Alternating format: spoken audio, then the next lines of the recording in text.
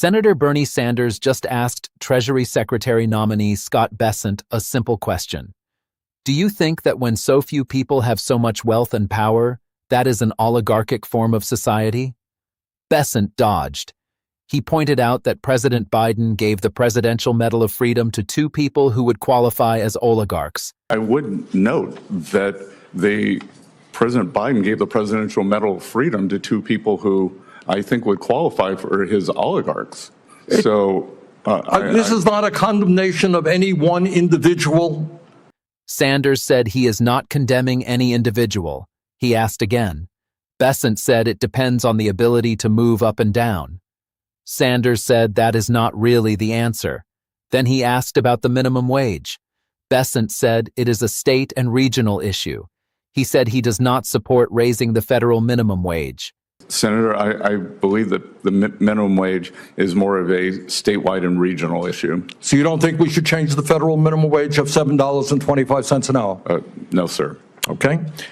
Then Sanders asked about capping credit card interest rates at 10%, a Trump campaign promise.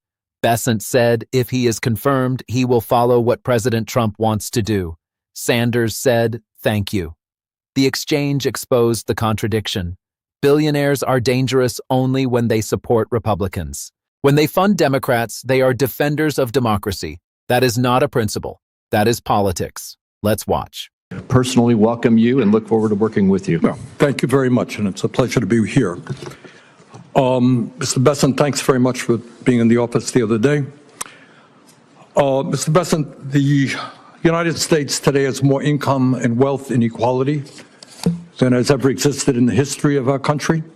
You got three people on top, Mr. Musk, Mr. Bezos, and Mr. Zuckerberg, who are now worth almost $1 trillion. That is more than half of the bottom of our society, some 170 million people.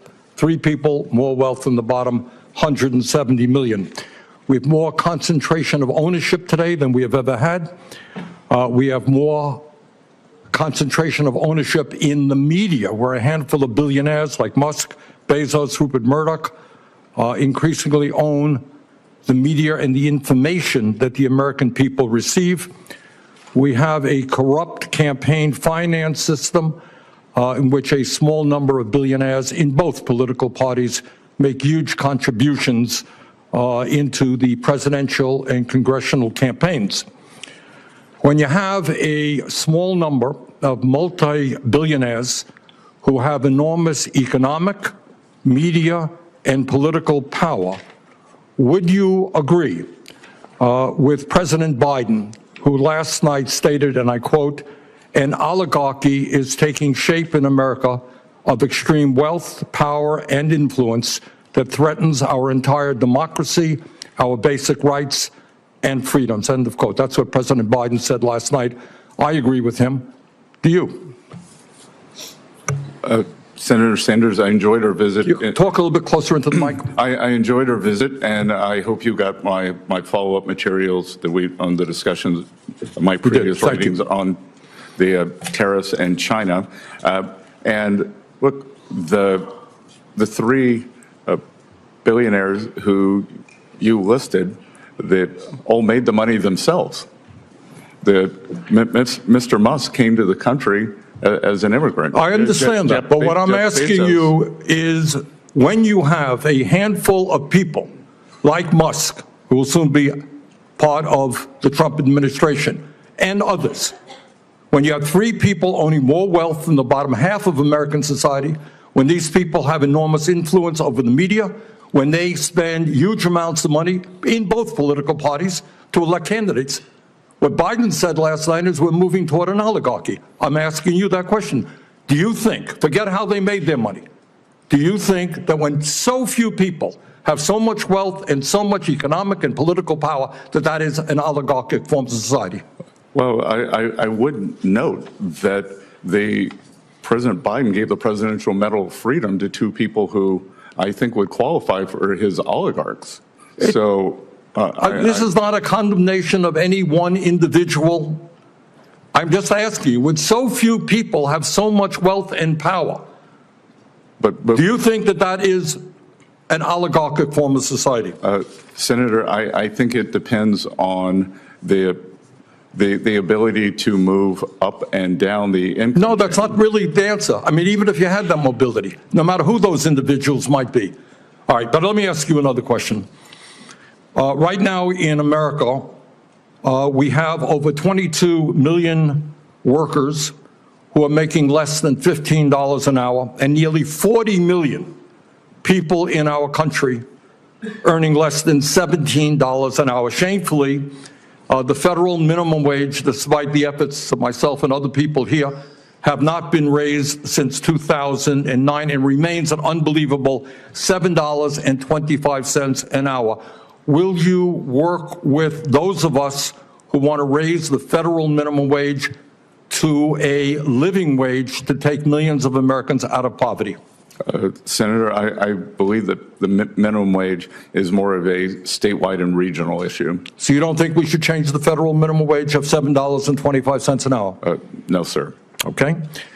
Mr. Bessent, millions of working-class Americans who are struggling to keep their heads above water are paying outrageously high interest rates on their credit cards. Over half the American people who take out new credit cards are being charged interest rates of over 24%. During his campaign, President-elect Trump promised that he was going to cap credit card interest rates at 10%. I happen to think that that is a very good idea, and I will soon be introducing legislation to do just that. Will you, as if you are confirmed, be supportive of what President-elect Trump said and what I want to see happen, and that is to cap credit card interest rates at 10%? Senator, I think we can both agree that many credit card companies have been bad actors throughout history, and I will get back to you once. Now, very simple question. Trump said he wants to cap credit card interest rates at 10%. I agree with him. Will you be supportive of what Trump and I would like to do? When President Trump takes office, and if I am confirmed, I will follow what President Trump wants to do. Okay. Thank you very much, Mr. Chairman. Thank you very much. Next is Senator Smith. Senator Bernie Sanders just delivered a masterclass in how to ask the same questions he has been asking for 40 years. And Treasury Secretary nominee Scott Bessent just delivered a masterclass in how to refuse the premise and expose the hypocrisy. The exchange was not just a routine confirmation hearing. It was a confrontation about the fundamental question of whether wealth concentration is a threat to democracy, or whether the real threat is the political double standard that denounces billionaires who support Republicans while celebrating billionaires who support Democrats. It was about whether the left's critique of wealth is a sincere principle or a political weapon. Sanders began by laying out the facts. Three people, Musk, Bezos, and Zuckerberg, are worth almost $1 trillion. That is more than the bottom 170 million Americans. He said there is more concentration of ownership in the media than ever before. He said there is a corrupt campaign finance system in which a small number of billionaires make huge contributions to both parties. Then he asked the question, do you agree with President Biden that an oligarchy is taking shape in America that threatens our democracy? Bessent did not answer directly. He said the billionaires made their money themselves. He said Musk came to the country as an immigrant. He did not address the substance of Sanders' argument. He did not engage with the data. He did not acknowledge the concentration of wealth. He did not acknowledge the political power that comes with it. He pivoted. He changed the subject. He pointed out the hypocrisy of the Democrats. Sanders pressed. He said he is not condemning any individual. He asked again if so few people having so much wealth and power is an oligarchic form of society. Bessent said it depends on the ability to move up and down. Sanders said that is not really the answer. He was right. Bessent did not answer the question. He gave a non-answer. He said mobility matters. That is not what Sanders asked. Sanders asked about the concentration of wealth and power, not about mobility. Bessent knew that. He evaded. He dodged. He did not want to say that the system is oligarchic. He did not want to agree with Biden. He did not want to validate Sanders' argument, so he gave a non-answer. Then Sanders moved on. He asked about the minimum wage. Bessent said it is a statewide and regional issue. He said he does not support raising the federal minimum wage. He said he believes in states' rights. That is a conservative position. It is consistent with the Republican platform. It is not a surprise. But it is also a dodge. The federal minimum wage has not been raised since 2009. It is $7.25 an hour. That is a poverty wage. It is not enough to live on. Sanders asked if Bessent would work to raise it. Bessent said no. He said it is a state issue. That is a policy difference. It is not a contradiction, but it is a choice. The administration could raise the federal minimum wage. It chooses not to. Bessent was honest about that. Then Sanders asked about capping credit card interest rates at 10%, a Trump campaign promise. Bessent said if he is confirmed, he will follow what President Trump wants to do. Sanders said thank you. That is a striking moment. Sanders agreed with Trump. He supported a Trump campaign promise. He said he will introduce legislation to cap credit card interest rates. He is willing to work with Trump on that issue. That is politics. It is not a consistent ideology. It is a willingness to take what he can get. Bessent did not call him out on that. He did not need to. The contradiction spoke for itself. Bessent's defense was effective as a counterpunch. He did not engage with Sanders's argument about oligarchy. He pointed out the hypocrisy. Biden gave the Presidential Medal of Freedom to two people who would qualify as oligarchs. The left celebrates billionaires who fund their causes. It attacks billionaires who support Republicans. That is not a principle. That is politics. Bessent did not need to defend wealth inequality. He only needed to show that Sanders's argument is not consistent. He only needed to show that the Democrats apply a double standard. He did. He exposed the contradiction. He showed that the left's critique of billionaires is not sincere. It is a political weapon. It is used when convenient. It is dropped when inconvenient. Sanders's argument is that wealth concentration is a threat to democracy. That is a serious argument. It is backed by data. It is supported by history. It is a legitimate concern, but it is undermined by the Democrats' own behavior.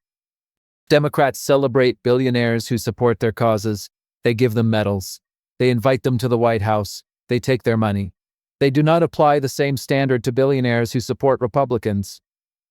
That is not a principled position. That is a political position. Bessent exposed it. He did not need to defend the status quo. He only needed to point out the double standard. The contrast between the minimum wage and the credit card interest rate is also revealing. Sanders wants to raise the minimum wage. Bessent says it is a state issue. Sanders wants to cap credit card interest rates. Bessent says he will follow Trump. Sanders agrees with Trump on the credit card issue. He supports the Trump campaign promise. He is willing to work with Trump on that issue. That is politics. It is not a consistent ideology. It is a willingness to take what he can get. Bessent did not call him out on that. He did not need to. The contradiction spoke for itself. The larger issue here is not just about wealth inequality. It is about whether the left's critique of wealth is sincere. It is about whether Democrats really believe that billionaires are a threat to democracy, or whether they only believe that when the billionaires are on the other side. Bessent argued that the critique is not sincere. He argued that it is a political weapon. He argued that it is used to attack Republicans while protecting Democrats. He was right. Sanders could not answer that.